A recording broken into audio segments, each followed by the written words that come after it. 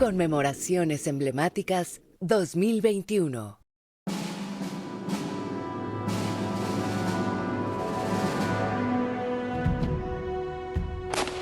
La muerte de Morelos en diciembre de 1815 fue un golpe brutal para la insurgencia.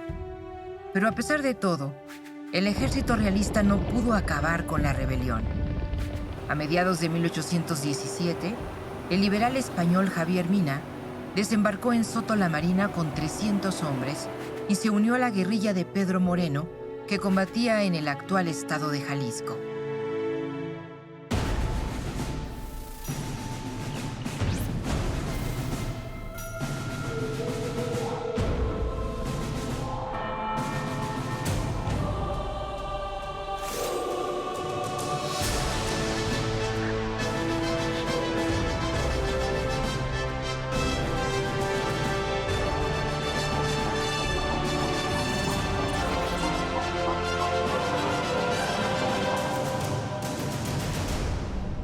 Javier Mina, originario de Navarra, luchaba contra el absolutismo, la tiranía y por la independencia de la Nueva España, porque la libertad era la mejor causa de los hombres.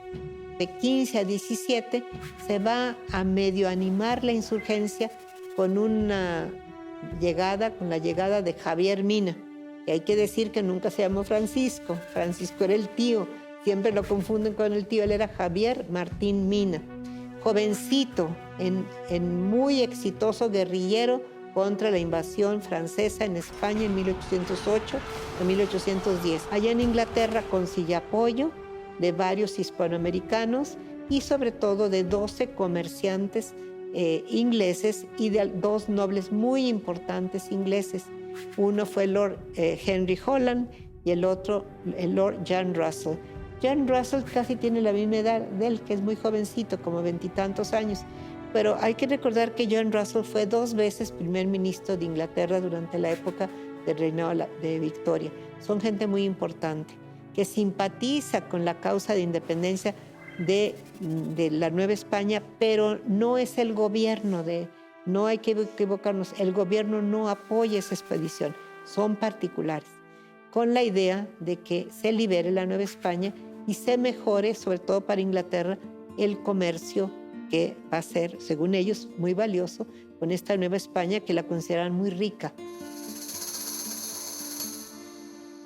La expedición de Mina se queda plasmado cómo están los intereses de las distintas naciones. Me parece que es sumamente importante pensar de cómo formaron el ejército de Mina. ¿Quién formó el ejército de Mina? El ejército de Mina era un ejército mercenario. Cuando decimos mercenario en México suena un tanto peyorativo y suena un tanto fuerte por una carga de nacionalismo que se tiene. Porque, por ejemplo, norteamericanos, irlandeses, franceses, participaron en nuestra guerra de independencia y fueron líderes y inclusive militares de alto grado los que pudieron dirigir parte de este movimiento. Eran gente contratada, sí, a paga, y inclusive estaban esperando, como todo mercenario, estaba esperando que recibieran un botín aparte cuando ganaran, ya sea tierras, dinero o cualquier otro bien. Para eso trabajaban. Eran trabajadores. Que estos ejércitos estaban formados con Mina, por ejemplo, estaba formado por ellos.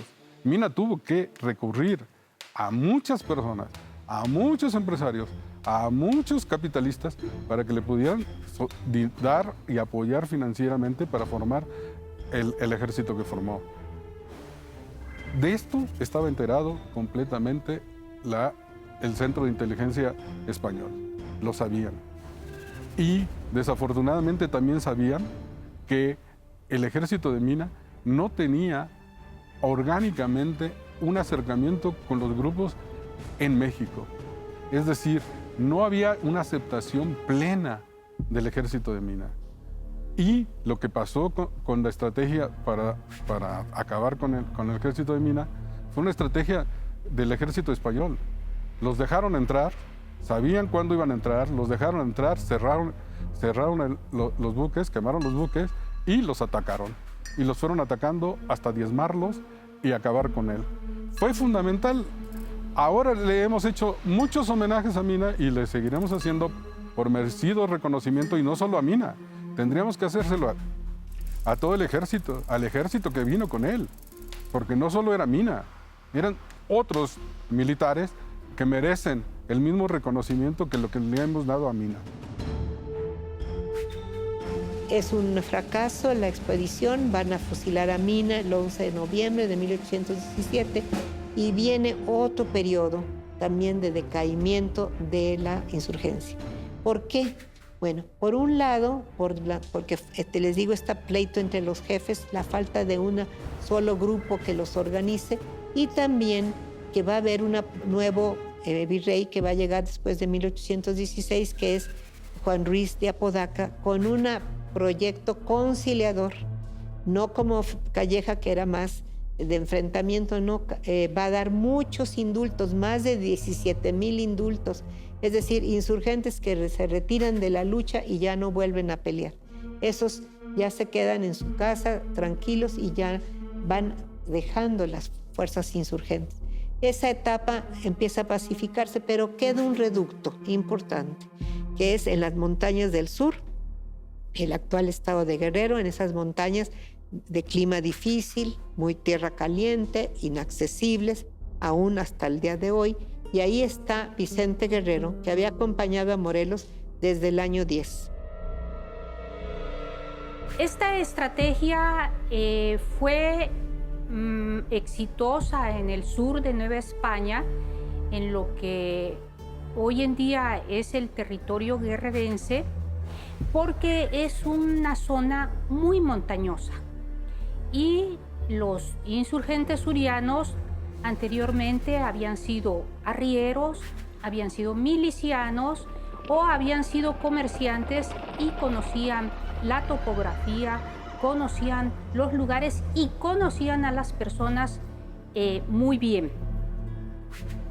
Hacia fines de la guerra, en 1818, que hasta hace unos años la historiografía pensaba que la insurgencia estaba prácticamente aniquilada, los últimos estudios nos demuestran que la tierra caliente, tanto del actual estado de Guerrero como de Michoacán, en la sierra de Chilpancingo y en parte de la Costa Grande hasta Colima y Jalisco, la guerra seguía y su técnica era la guerra de guerrillas.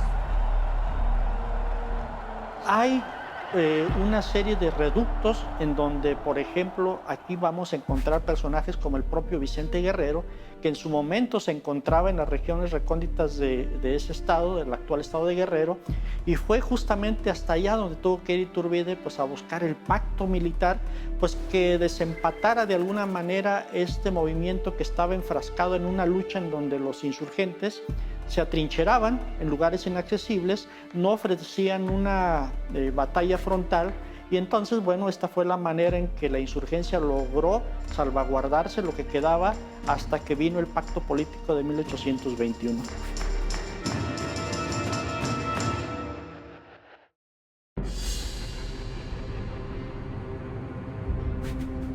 En julio de 1820, el virrey Apodaca nombró a Agustín de Iturbide comandante del Ejército del Sur para que acabara con el foco insurgente que comandaba Vicente Guerrero. En realidad parece ser que los hechos que hicieron cambiar a Iturbide políticamente, entre ser un defensor del gobierno virreinal durante prácticamente toda la guerra de independencia, hacia volverse el líder precisamente de este movimiento en 1821, fue el hecho de que en 1816 fue hecho a un lado. Como parte de sus campañas contra insurgentes en el Bajío, en la Intendencia de Guanajuato, Iturbide empleó medios que luego le serían reprochados por la violencia tan extrema que utilizó. Esto hizo que el virrey Félix María Calleja lo procesara en ese mismo año y que posteriormente fuera destituido por el sucesor de Calleja, que fue Juan Ruiz de Apodaca. Esto hizo que Iturbide buscara contrarrestarlo con una serie de defensas que planteó ante la autoridad, las cuales no fueron escuchadas. Y en los próximos años, que se la pasó retirado en una hacienda llamada como de la Compañía, en la provincia de Chalco, Iturbide parece ser que generó un sentimiento pues, de revancha, de desencuentro con esta causa virreinal, y esto haría que en el año de 20, cuando fue llamado nuevamente para combatir en esta ocasión a Vicente Guerrero en el sur del virreinato, Iturbide ya tuviera otros planes, que eran la independencia.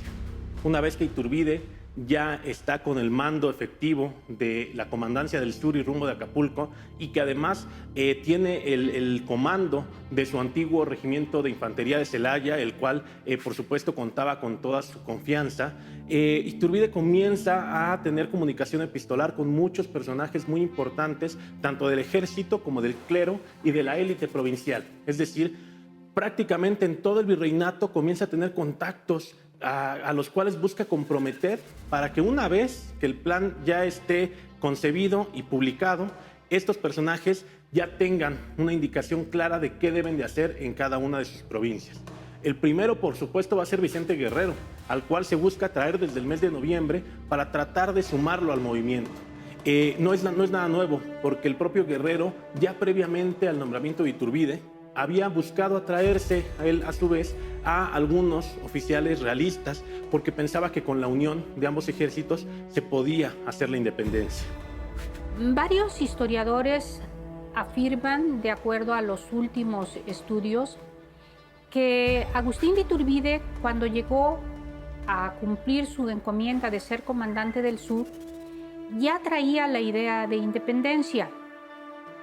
A mí me sigue intrigando por qué, si ya la traía, se la enunció a Vicente Guerrero, y hasta que el otro le dijo que no le iba a contestar si no le hablara de independencia. Pero pudo haber sido también estrategia. Si Vicente Guerrero se rendía sin que se le hablara de eso, pues quedaba en una situación de mayor debilidad.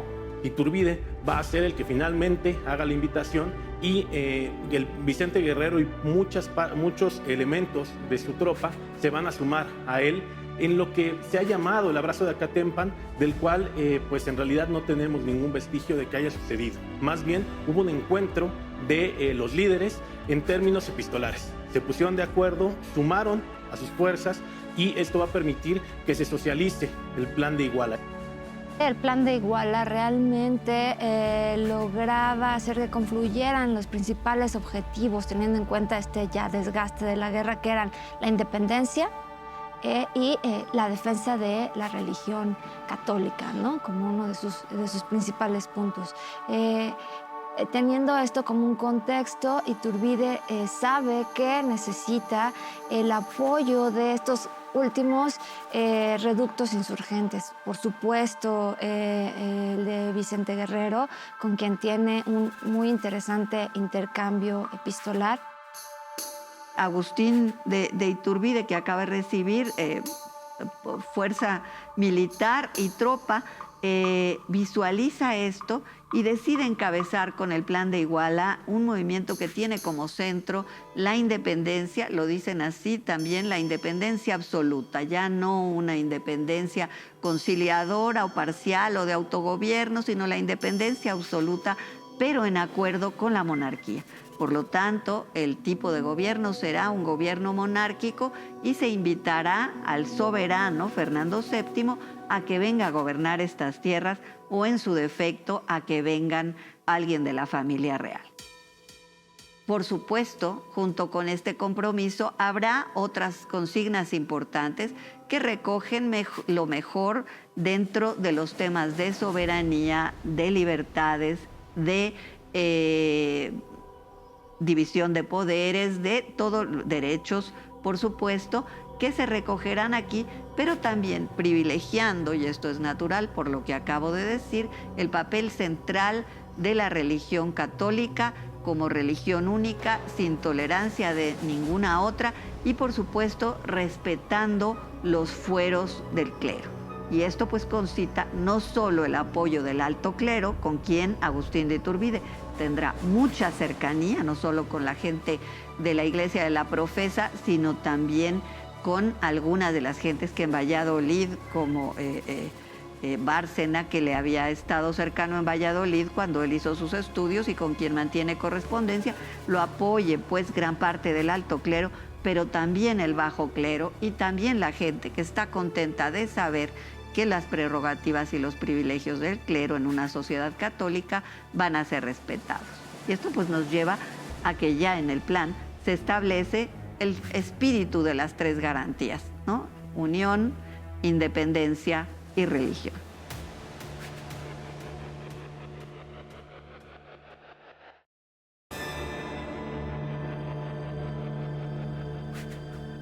En julio de 1821 llegó Juan O'Donoghue a la Nueva España como jefe político y se reunió con Iturbide en la villa de Córdoba, donde se firmaron los tratados que llevan el nombre de la ciudad y que ratificaban el Plan de Iguala.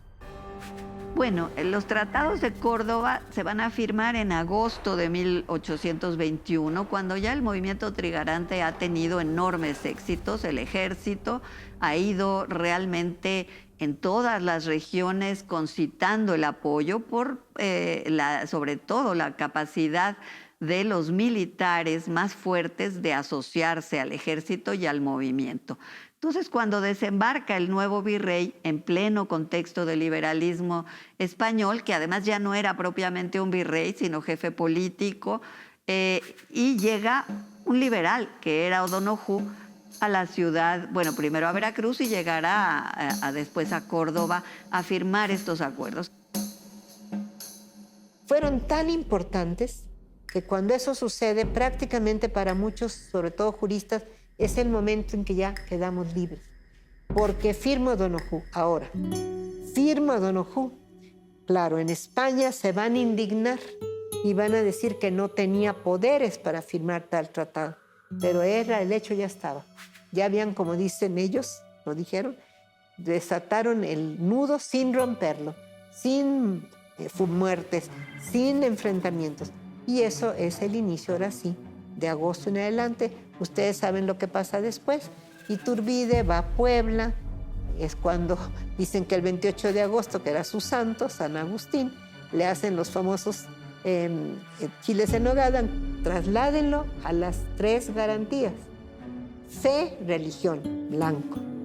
Verde, esperanza, independencia. Rojo, unión, más bien caridad, unión. ¿Por qué creo? No lo dice Iturbide, yo he buscado en todo lo que he podido que él lo escribe y diga, es que le puse así por las tres virtudes. Me late que sí, eso sí, quiero decir que es mi idea, porque hay una pinturita allí muy, muy simpática, una alegoría de 1822 que tiene el Museo Nacional de Historia en el Castillo de Chapultepec, que es una alegoría de la coronación de Iturbide. Está Iturbide sentado en su trono, ¿y quién creen que lo está coronando? Lo está coronando la patria, como indígena, con su diadema esa prehispánica, toda con su... Lo está coronando, pero está también Minerva, la diosa de la sabiduría, que trae también una diadema prehispánica, la diosa Minerva. Y está al lado izquierdo, tres tronos al lado de él. Y tres sentadas está la fe de blanco, la esperanza de verde y la caridad de rojo. Las tres al lado de él. ¿Qué significa? Yo creo que significa que esas eran las tres virtudes principales que unirían al país y no se desangraría ni se acabaría. Eso es mi opinión. Tanto para Agustín de Iturbide como para el movimiento trigarante, la toma de la ciudad de Valladolid va a significar, en primera instancia, la toma de la segunda capital provincial de la que se apoderan, además del peso simbólico que tiene para él por ser el lugar en el que había nacido. Con este acto, la ciudad se adhería formal y terminantemente a la trigarancia, lo cual va a determinar el final del proceso de independencia para la provincia de Valladolid. Sin embargo, posteriormente habrá una segunda entrada triunfal muy destacable porque es la única en la cual va a intervenir de forma tan notable una mujer, la esposa de Iturbide, Ana María Huarte. Yo que me dedico a esa época, me emociono de ver la emoción de los pueblos que hicieron la consumación de independencia antes del 27 de septiembre. Sabemos de más de 169 fiestas populares en todos los pueblos, la felicidad de esos pueblos que hicieron la consumación antes de la de México, donde emocionadísimos salían vestidos y las mujeres con trenzas, con listones tricolores, los hombres con escarapela, los niños vestidos de tricolor. Era una felicidad enorme. Pues estamos en el Museo Regional de Guerrero, que fue construido para ser Palacio de Gobierno. Se construyó entre 1902 y 1906 y cumplió esa función hasta 1985, en que el Instituto Nacional de Antropología e Historia y el gobierno del estado de Guerrero hicieron un convenio para crear un museo regional. En el museo, entre las piezas que se guardan de la época de la consumación de la independencia, está la réplica de la casaca de Vicente Guerrero, cuyo original está en el Museo Nacional de Historia, y también hay un facsimilar de la formación del Ejército Trigarante, que se encuentra el original en el Archivo Histórico de la Secretaría de la Defensa Nacional, en el que en ese documento se muestra la forma en que estructuró hacia principios de marzo al Ejército Trigarante Agustín de Iturbide. En el Estado Mayor, que es los primeros personajes que menciona. Bueno, la entrada de la capital era lo único que faltaba realmente, y es importante decir que, pues sí, era una pieza crucial para Iturbide, pero que por otro lado las fuerzas trigarantes se van sumando en todas las regiones con apoyos no solo militares, sino también de parte de las catedrales, en los lugares donde todavía existía un obispo, sino donde no había un obispo y había un cabildo catedral, que desde luego iban apoyando sus simpatías. Y es importante la llegada a la Ciudad de México, porque pues desde luego es la capital virreinal, pero es desde las regiones desde donde van a venir. Y el contingente pues en este ejército trigarante de militares realistas pues va a ser fundamental. Por eso es que los vamos a ver actuando en la primera etapa de la vida del país, puesto que será el ejército realmente constituido que hereda la nación mexicana, o hereda por lo menos, no sé si en sus estructuras, no sabría decirlo, pero que hereda desde luego en las personas.